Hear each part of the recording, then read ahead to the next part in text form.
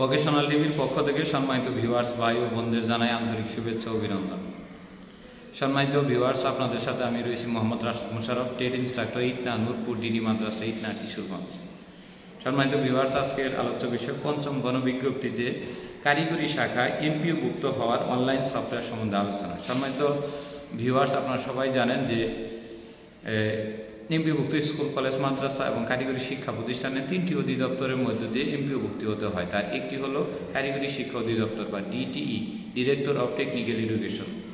তো এর ছাড়াও আরও দুটি রয়েছে, সেটি হলো মেমিস বা মাদ্রাসা শিক্ষা অধিদপ্তর, যেটি অনলাইন সফটওয়্যার, এবং আরেকটি হচ্ছে মাউসি, মাধ্যমিক উচ্চ শিক্ষা অধিদপ্তর, মাউসি, এটা অনলাইন সফটওয়্যার। তবে আমরা চতুর্থ গণবিজ্ঞপ্তি পর্যন্ত আমাদের মেমিস এবং মাউসিতে অনলাইন সফটওয়্যারে প্রত্যেক মাসে, অর্থাৎ মাউসিতে প্রতি বেজুর মাসের 1 থেকে 8 তারিখ এবং মেমিসে মানে মাদ্রাসাতে প্রতি মাসের 1 থেকে 5 তারিখের মধ্যে অনলাইন এমপিওভুক্ত হওয়া যায়, মানে আবেদন করা যায়, এবং 25 তারিখের মধ্যে সে বিষয়টি রেজাল্ট আসে এবং আপনাকে একটি ইন্ডেক্স নাম্বার দিয়ে দেয়।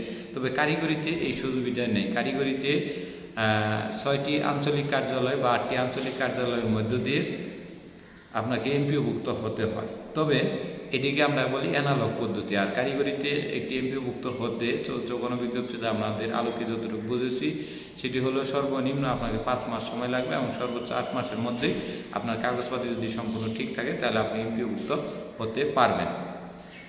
তো সর্বনিম্ন 5 মাসের নিচে কেউ এমপিওভুক্ত হতে পারেনি, মানে আপনি যোগদান যখন করবেন তখন থেকে 5 মাস পর্যন্ত আপনি ফাইল বাড়ি পাঠালে 5 মাসের আগে কোনোভাবেই কেউ এ পর্যন্ত এমপিওভুক্ত হতে পারেনি।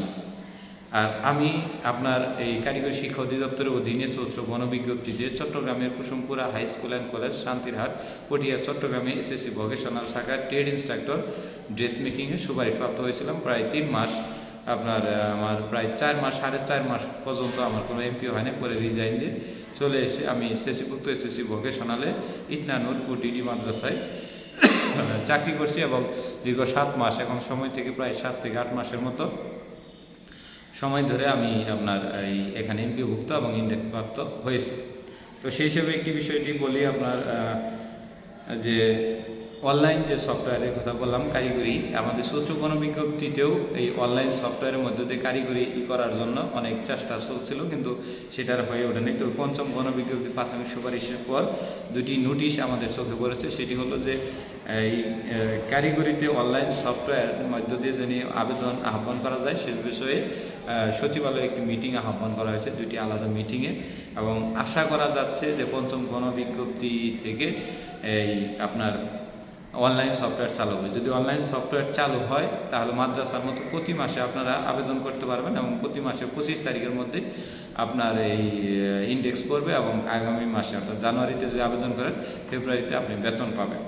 তবে এটি হলো স্বাভাবিক একটি নিয়ম। তবে আমরা যতটুকু দেখেছি যে কারিগরি শিক্ষা বোর্ডে দুর্নীতিগ্রস্ত বেশ কিছু অফিসার রয়েছেন এবং তাদের স্বেচ্ছাচারিতার কারণে কারিগরি শিক্ষা বোর্ডে কোনো দাবি নিয়ে গেলে এই 72 সালের পর থেকে এই যে পর্যায়ে কারিগরি শিক্ষাটা রয়েছে অ্যানালগ পদ্ধতিতে আপনার এমপিওভুক্তি, সেই পদ্ধতিটা কোনো সচিবে এসে এই পদ্ধতি আর চেঞ্জ করে নাই বা চেঞ্জ করার মতো সৎ সাহসিকতা কেউ দেখায়নি, এবং কি আপনার বকেয়া পাওয়া যায় না। অর্থাৎ আপনি 4 মাস 5 মাস পরে যে আপনার এমপিও হবে, এখন এই 5 মাস যে আপনি প্রতিষ্ঠানে শ্রম দিলেন, এই শ্রমের বিনিময়ে যে 5 মাসের একটা বেতন, ওই বেতনটাই আপনাকে কিন্তু দেওয়া হবে না। অর্থাৎ তাদেরকে একটি বিষয় বলা হয় যে তারা আমাদের বলে যে নীতিমালাতে নাই, তাই আমরা বেতন দিতে পারবো না। তো এটি হলো আপনার সাংবিধানিক কথা, এর বাহিরে তো আমরা যেতে পারি না। তো সংবিধান চেঞ্জ হলে সেটাতে আপনি হয়তো বেতন পেতে পারেন। তো এই অনলাইন সফটওয়্যার সম্বন্ধে হয়তো অনেকেই আমাদের প্রশ্ন করছেন, তাদের জন্য এই ভিডিওটি বলি।